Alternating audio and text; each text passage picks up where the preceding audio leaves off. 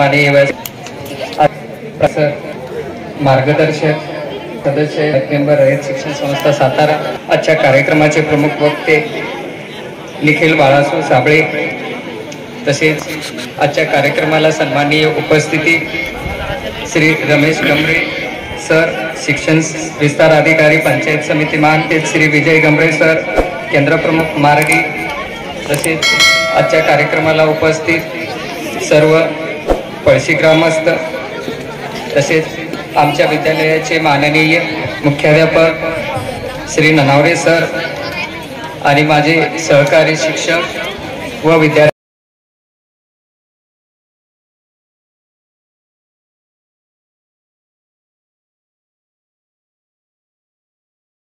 सोहळ्यासाठी आज आपण या विद्यालयाच्या प्रांगणामध्ये एकत्रित आलेलो। खरं तर शिक्षक मनोगत व्यक्त करत असताना मला या गोष्टीचा आनंद होतो, येत्या 10वीचे विद्यार्थी जे आहेत ते विद्यार्थी खरोखरच गुणवत्तेची खाण आहे। हे बॅच जे आहे या बॅच मध्ये विद्यार्थी इतिहास घडवणारे आहेत, कारण की शिष्यवृत्ती असेल, NNMS असेल, ऑलिम्पियड स्पर्धा परीक्षा असेल किंवा राज्य स्तरावर क्रिकेटमध्ये आपलं नाव चमकणारे विद्यार्थी असतील, हे विद्यार्थी यांना ज्यावेळेस आम्ही अध्यापन करत होतो त्यावेळेस यांच्यामध्ये जिद्द चिकाटी आम्हाला त्या ठिकाणी प्रामुख्याने दिसून येत होती।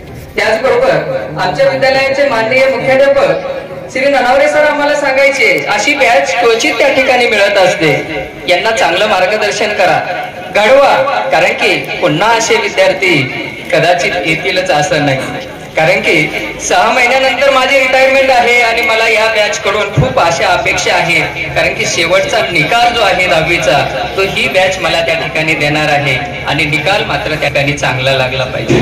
यासाठी त्यांनी या बॅचची 9वी द्वितीय सत्राची परीक्षा संपल्याच लगेच उन्हाळी वर्ग त्या ठिकाणी सत्र चालू केले आणि 10वीचा अभ्यासक्रमाला सुरुवात केली। सर्व शिक्षकांनी त्या ठिकाणी यशस्वी बोर्डामध्ये कशा पद्धतीने विशेष प्रावीण्य प्राप्त करता येईल या दृष्टिकोनातून मार्गदर्शन करण्याचं काम केलं। त्याचबरोबर उन्हाळी वर्गामध्ये उन्हाळ्यात विद्यार्थी अभ्यासापासून दूर जाऊ नये यासाठी त्या ठिकाणी विशेष असा अभ्यास त्या ठिकाणी विद्यार्थ्यांना दिला आणि जेव्हा जून मध्ये शाळा सुरू झाल्या तेव्हा खऱ्या अर्थानं अध्यापन करून विद्यार्थ्यांना घडवण्याचं काम त्या ठिकाणी सर्व शिक्षकांनी केलं पहा।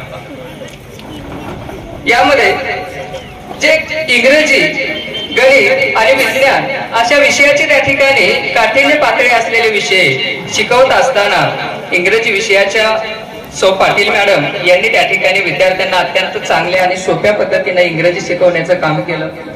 गणित विषयाचे श्री सरगर सर यांनी साप्ताहिक चाचण्यांच्या माध्यमातून गणितावर जास्तीत जास्त भर देऊन विद्यार्थ्यांचा गणित सुधारण्याचा प्रयत्न त्या ठिकाणी केला आणि त्यांना खूप यश देखील त्या ठिकाणी प्राप्त झालं। त्याचबरोबर विज्ञान विषयामध्ये श्री ठाकरे सरांनी अनेक कृतीच्या माध्यमातून, प्रयोगाच्या माध्यमातून विज्ञान विद्यार्थ्यांच्या गळी उतरवण्याचं काम केलं। मराठी विषयामध्ये श्री गलांडे सरांनी सातत्याने सराव परीक्षा घेऊन विद्यार्थ्यांना मराठी विषयामध्ये तरबेज केली। तर हिंदी विषयामध्ये सौ सुधार मॅडम यांनी सातत्याने प्रयत्न करून विद्यार्थ्यांची हिंदी विषयाची जास्तीची तयारी करून घेण्याचं काम केलं। प्रथम सत्र त्या ठिकाणी आली, त्या पक्षामध्ये विद्यार्थ्यांना जास्तीचा सराव झाला पाहिजे, जास्तीचं मार्गदर्शन लाभलं पाहिजे या दृष्टिकोनातून रयत शिक्षण संस्थेच्या ध्येय धोरणानुसार त्या ठिकाणी विद्यार्थ्यांना विशेष मार्गदर्शन त्या ठिकाणी उपस्थित करून दिलं। त्याचबरोबर त्यामध्ये त्यांची धनात्मक वाढ झाली, गुणवत्तेमध्ये सुधारणा झाली। ही गुणवत्ता पाहता त्या ठिकाणी आणखी आम्हाला वाटत होतं विद्यार्थ्यांमध्ये गुणवत्ता वाढली पाहिजे, यासाठी विद्यालयाचे माननीय मुख्याध्यापक यांनी लगेच पालक सभा त्या ठिकाणी आयोजित केली आणि पालक, विद्यार्थी आणि शिक्षक यांच्यामध्ये संवाद साधला आणि हा संवाद नक्कीच आम्हाला त्या ठिकाणी फायद्याचा ठरला आणि विद्यार्थ्यांची विशेष सराव आणि पूर्व सराव मध्ये प्रगती मात्र त्या ठिकाणी मोठ्या प्रमाणात वाढली। परंतु विद्यार्थी मित्रांनो, मी म्हणतो की तुम्ही इतिहास घडवणारी बॅच आहे आणि इतिहास आम्हाला त्या ठिकाणी फलकावर लिहायचा आहे। आता फक्त आम्ही वाट पाहतोय की कोण विद्यार्थी प्रथम येईल। साक्षी गमरे 99.99% घेऊन प्रथम येणार आहे का अपर्णा साबळे 100% घेऊन पुढे येणार। त्याचबरोबर मनोज धराडे, त्याचबरोबर त्या ठिकाणी श्रावणी वनवे असे विद्यार्थी त्या ठिकाणी विशेष गुणवत्तेमध्ये आम्ही त्या ठिकाणी पाहत आहोत। परंतु विद्यालयाने या ठिकाणी तुम्हाला ज्ञानाची शुद्धोरी दिलेली आहे. ही ज्ञानाची शुद्धोरी तुम्ही सोबत घेऊन आपलं आयुष्य त्या ठिकाणी जगायचं आहे. चांगल्या बाबी तुमच्या सोबत ठेवायच्या आहेत. ज्या कटू अनुभव आहेत ते कटू अनुभव तुम्हाला दूर करायचे आहे. असंच एकदा गौतम बुद्ध एका गावामधून जात असतात आणि जात असताना त्यांना कर्मठ विचारांचे लोक अडवतात, शिव्या देतात, वाईट शब्दामध्ये बोलतात आणि हे बोलत असताना गौतम बुद्ध शांतपणे ऐकत घेत असतात. त्यामधला एक व्यक्ती म्हणतो की तुम्हाला राग येत नाही का? आम्ही एवढं वाईट बोलतो आहे, एवढ्या शिव्या देत आहोत, तुम्हाला राग येत नाही का? गौतम बुद्ध शांतपणे म्हणाले, मी याच्या अगोदर पाठीमागच्या गावामध्ये गेलो होतो. त्या गावामधले लोक मला पाहून त्या ठिकाणी मिठाई घेऊन आले, परंतु माझी खाण्याची इच्छा नव्हती म्हणून मी त्यांना सांगितलं की माझी इच्छा नाहीये, मी नाही खाणार. त्यावेळेस गौतम बुद्ध म्हणाले की मग त्या व्यक्तीने मिठाईचं काय केलं असेल सांगा, तुम्ही तुमच्यापैकी कोण सांगू शकेल का? त्यामधील एक व्यक्ती म्हणाला, काय केलं असेल? मिठाई घरी घेऊन गेले असतील, लेकरा बाळांना दिले असतील, आई वडिलांना दिले असतील, शेजाऱ्या पाजाऱ्यांना वाटले असेल. त्यावर गौतम बुद्ध म्हणाले, छान वाक्य आहे पा, मला याचंच दुःख होतंय की तुम्ही येताना तुमच्या सोबत काय घेऊन आला? शिव्या, वाईट शब्द, वाईट संस्कार, निगेटिव्हिटी, आणि हेच तुम्ही आता घरी घेऊन जाणार आहात, तुमच्या लेकरा बाळांना देणार आहात, तुमच्या शेजाऱ्यांना देणार आहात, तुमच्या आई वडिलांना देणार आहात. याचं मला दुःख होतं. म्हणून विद्यार्थी मित्रांनो, चांगले विचार घेऊन आपल्या घरी या, आपल्या गावी या, कारण की ह्या गावाची माती ही गुणवत्तेची आहे. या गावामध्ये शिपायापासून ते क्लास 1 सुपर क्लास 1 त्या ठिकाणी अधिकारी आहेत आणि या अधिकाऱ्याची परंपरा तुम्हाला लाभलेली आहे आणि तुम्हाला देखील उद्या अधिकारी बनायचं, देशाचं नेतृत्व करायचं. आणि हे नेतृत्व करत असताना त्या ठिकाणी ज्या चांगल्या बाबी आहेत त्या चांगल्या बाबींचा स्वीकार करा. कामामध्ये, आपल्या कार्यामध्ये सातत्य ठेव, कारण की सातत्य असेल तर कोणतीही अशक्य गोष्ट नाहीये. त्या ठिकाणी यश तुमच्या जवळ येतो, कारण की पाण्याचा एक एक थेंब वज्रासारखा दगडावर पडत असला तरी त्या दगडाचे 2 तुकडे करण्याचं एवढं सामर्थ्य या एका थेंबामध्ये असतं. ही किमया पाण्याची नाही तर त्या पाण्याच्या सातत्याची आहे, हे लक्षात घ्या. म्हणून तुमच्या कार्यामध्ये सातत्य असलं पाहिजे. तुम्ही क्षणाक्षणाला ज्ञानार्जन केलं पाहिजे, कारण की क्षणाक्षणाला जे ज्ञान प्राप्त होत असतं ते ज्ञान पुढे जाऊन महासागर होत असतं. कारण की आपल्याला माहित आहे जगातील सर्वात मोठी नदी अमेझॉन, ही अमेझॉन नदी पेरू देशाच्या अँडीज पर्वताच्या पूर्व उतारावरून त्या ठिकाणी उगम पावते पहा, आणि तिच्या उगमाला पाण्याचा एक एक एक थेंब पडत असतो. हा पाण्याचा एक एक पडलेला थेंब पुढे जाऊन ब्राझील मध्ये ही अमेझॉन नदी 2000 क्युसेक प्रतिसेकंदाने वाहते आणि जगातील सर्वात मोठी नदी म्हणून त्या ठिकाणी ओळखली जाते. त्या पद्धतीनं आपल्याला देखील कणाकणानं ज्ञान घ्यायचं आहे, ज्ञान प्राप्त करायचं आहे. कारण की वेळ कुणाला थांबत नाही, वेळ कुणासाठी थांबलेला नाही आणि कुणाचा गुलाम नाही. त्यामुळे हातातून वाळू सरकावी तशी त्या ठिकाणी वेळ निघून जाते.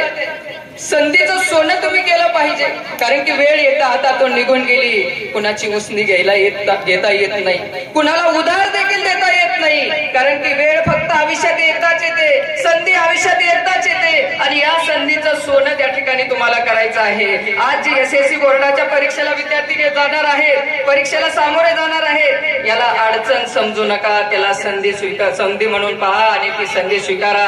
आमचा गुणवत्तेचा फलक या ठिकाणी वाट पाहतोय की तुम्ही किती टक्केवारी घेणार.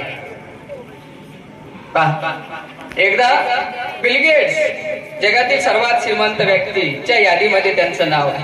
या बिल गेट्सची मुलाखत टीव्ही रिपोर्टर त्या ठिकाणी घेत होते आणि टीव्ही रिपोर्टर त्या ठिकाणी बिल गेट्स यांना प्रश्न केला की तुम्ही जगातील सर्वात श्रीमंत व्यक्ती आहात, याचं रहस्य काय आहे? बिल गेट्स यांनी लगेच आपल्या खिशातील चेक काढला आणि त्या रिपोर्टरच्या पुढे ठेवला आणि सांगितलं, तुम्हाला वाटेल तेवढी रक्कम त्यावर टाका. रिपोर्टर अचंबित झाली, हे काय? तिनं स्पष्ट नकार दिला, नको. बिल गेट्स म्हणाले, तुम्हाला हवी तेवढी रक्कम टाका, मी तुम्हाला देणार आहे, त्यात काही काळी मात्र शंका बाळगू नका. रिपोर्टरने त्या ठिकाणी सांगितलं, नको. बिल गेट्सने ती चेक वापस घेतला आणि सांगितलं, हेच माझ्या यशाचं रहस्य आहे. मी आलेल्या संधीचं कधीच त्या ठिकाणी सोडून देत नाही, तिचं सोनं केल्याशिवाय ठेवत नाही. आणि तुम्हाला आता चालून संधी आलेली होती. जगातील तुम्ही देखील एक श्रीमंत व्यक्ती होऊ शकला असता जर त्या चेकवर तुम्ही त्या ठिकाणी रक्कम लिहिली असती. तुम्ही त्या संधीचं सोनं केलं नाही. म्हणून येणारी जी काही संधी आहे त्या संधीचं सोनं करा, नाहीतर आयुष्याचं माती झाल्याशिवाय राहणार नाही. हे लक्षात ठेवा विद्यार्थी मित्रांनो, आयुष्याची माती झाल्याशिवाय राहणार. म्हणून आयुष्यामध्ये त्या ठिकाणी सातत्याने आपण प्रयत्न केले पाहिजे. प्रयत्नानुसार त्या ठिकाणी आपण वागलं पाहिजे. कारण की आयुष्यामध्ये चांगली लोक आणि चांगली पुस्तकं कळण्यासाठी आयुष्य खूप मोठ्या प्रमाणात खर्ची घालावं लागतं. सातत्याने आपण प्रयत्न केले पाहिजे. प्रयत्न करून त्या ठिकाणी जरी अपयश आलं असेल, अपयश सातत्याने येत असेल तर खचलं नाही पाहिजे, उठलं पाहिजे. आणि जर एकदा का आपण आपल्या मनामधून खचून गेलो तर मात्र त्या ठिकाणी आयुष्यातील अशी कोणतीच ताकद नाही की ते तुम्हाला उभा करू शकेल.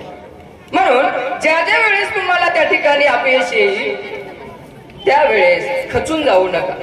हे 4 ओळी मात्र तुमच्या लक्षात ठेवा. तू ही नहीं गिरा है, तू ही नहीं गिरा है, ये भी गिरा है, वो भी गिरा है, सब गिरे हैं. अरमान गिरता है, सम्मान गिरता है और अभिमान का तो गिरना तय है. तो फिर गिरने में काहे का भय है? और अभिमान का गिरना तो तय है और तो फिर गिरने में काहे का भय है? सुबह ओस गिरती है, दोपहर धूप गिरते हैं, शाम को छाव गिरती है. गिरना तो जीवन का कर्म है, फिर गिरने में काहे की शर्म है. लक्ष्य ऐसा होता है. और जिंदगी के हर क्षेत्र में गिरावट जारी है, और जिंदगी के हर क्षेत्र में गिरावट जारी है. अब तो तेरे उठने की बारी है. और वो तो उठ गया था जो फिसल के गिरा था, और वो तो उठ गया था जो फिसल के गिरा था. वो ना उठ सका जो नजरों से गिरा था, वो ना उठ सका जो नजरों से गिरा था. विद्यार्थी मित्रांनो पहा, आमच्या विद्यालयाकडून त्या ठिकाणी तुम्हाला हार्दिक शुभेच्छा. खूप चांगली यशाला लाभो एवढंच त्या ठिकाणी तुम्हाला भरभरून शुभेच्छा देतो. आणि या ठिकाणी मी माझं छोटंसं मनोगत थांबवतो. जय हिंद, जय कर्मवीर.